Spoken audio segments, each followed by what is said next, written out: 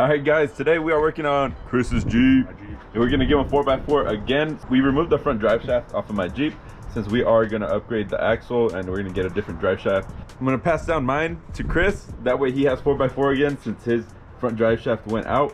We did get some yokes, so let me show you the yokes. So we got these yokes from Dan Como. You can find them in Facebook groups for Jeep WJs, or you can check out his eBay link down below. I have it linked in the description. So we're gonna go ahead and open that. Chris, do us the honor. Dick. Who?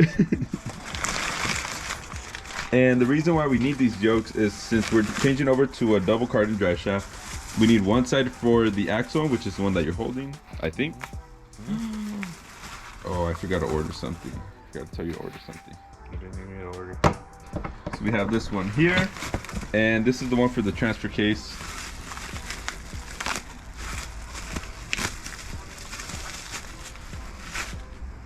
Right there. And one thing to notice on the transfer case one, you can see those little grooves in there.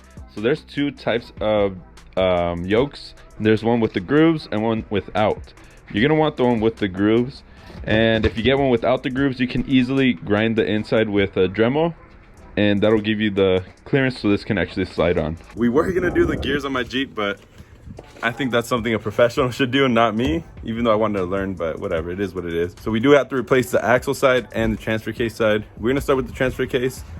Make sure to pick up some oil because you are gonna spill some and you're gonna need some after you do the swap. And Chris also picked up these parts. So this is the seal for the front, the axle pinion. And I don't know what this is. Oh, straps. Dope. All right, so let's go ahead and get started. And you're definitely gonna need one of these pullers. Make sure yours doesn't break. I picked this up at Harbor Freight, so definitely go pick up a set. They're cheap and they will make this job way easier. And remember, right now on the website, we have pretty much everything in stock, and we're also doing a sweepstakes giveaway on the website. So every dollar that you spend on the website goes towards an entry for an Oxbeam 8-gang switch panel, which is what I have in my Jeep and Chris as well. So don't miss out. The giveaway ends at the end of the month. Make sure to pick something up. Back to the video. And then a good tip to stop this from spinning, put it in 4 low. That'll allow for this to stop spinning so you could get the nut off. So now that you have it in 4 low, it shouldn't spin and the nut should actually get loose like that. So now it's actually turning like that. So this is how we set up the puller, and we put the center part right here into the center where the nut goes. That way you're not messing anything up, and this should pop right out. All right, so you just gotta tighten this and it'll pull the yoke out. This one's actually coming off pretty smooth. And it helps when you have Capri tools. Hell yeah. And just remember, right when you pull the yoke off, it's gonna spill oil. So have something underneath like this to catch all the oil. All right, we're gonna take this off. We can pull it out now by hand, but I'm gonna get the other yoke out. That way it doesn't spill as much oil. This is the yoke we're gonna put in right here. Chris painted it blue to match his theme. So now we're gonna pull this one out and place this one in there. You gotta be quick.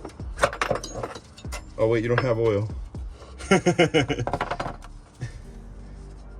Great. Usually it leaks when you have oil. Yeah, I don't have oil in mine. There we go. So that is in place. We can put the nut back on and tighten that up. And that's it. It's simple for the yoke on the transfer case. That's when they tell you, where'd you learn those skills? Oh yeah, like this. All right, so this side is in, and I just tightened it until it felt really tight. There's probably torque specs for this, so search that up. I have done it like this multiple times on my Jeep, my other friend's Jeep, and now Chris's, and they'll all be fine. Now for the fun part, Chris. Now for the fun part, the axle side. So first, we're gonna mark the threads on the inside here. That way we know where to put the nut back in. That way you don't mess anything up with the pinion. So let's go ahead and do that. Damn, this one's a little tough. It's because it wants to move the Jeep, you know? Yeah. Oh, we don't have wheel treads. Yeah, ran out of them.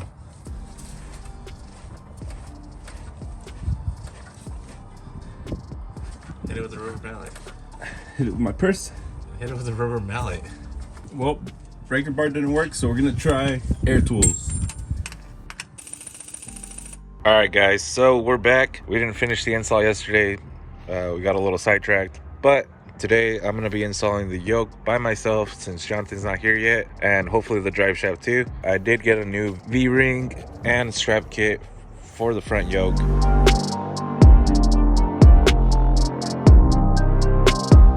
Alright guys, so I had to go buy a new impact. Thanks Harbor Freight, because it's right down the street. See if this boy can get it off.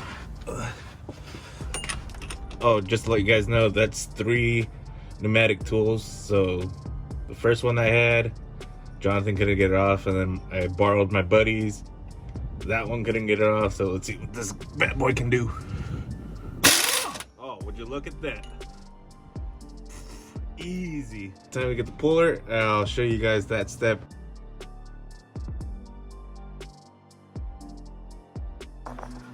Alright, so I got it off pretty easy. I had to get the bigger clamp because the little one wasn't cutting it, because this boy be deep.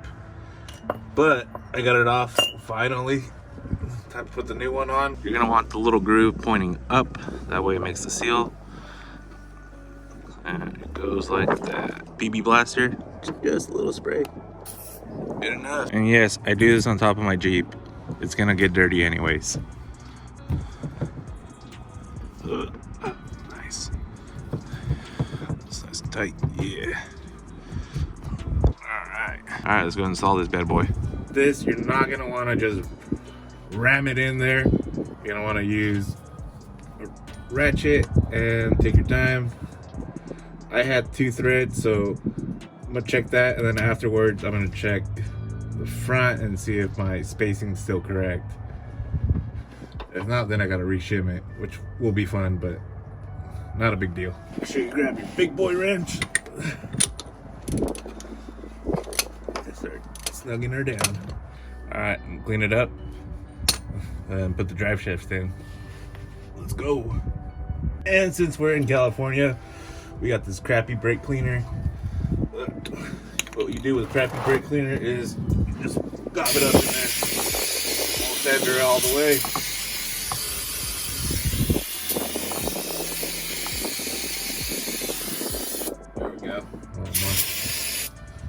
Now she's clean.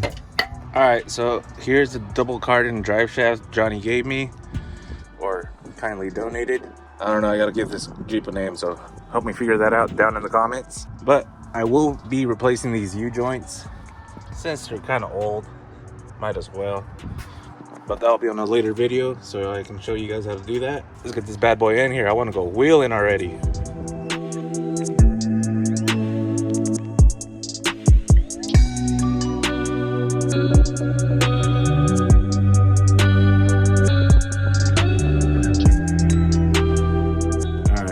You guys know I'm a full sender. Don't full send these guys. Tying them up to spec. Jonathan will put the specs on the screen. Probably not. Alright, and that was easy. Time to tighten the other ones up. So Chris did a great job installing the part. He also did a good job recording. I think it was pretty funny. I hope you guys enjoyed that. A little bit different than my usual content, but I wasn't able to make it, and Chris wanted to get it done. Now we're gonna have some more sended adventures with Chris. Be on the lookout for that, and we'll see you guys on the next one. Peace.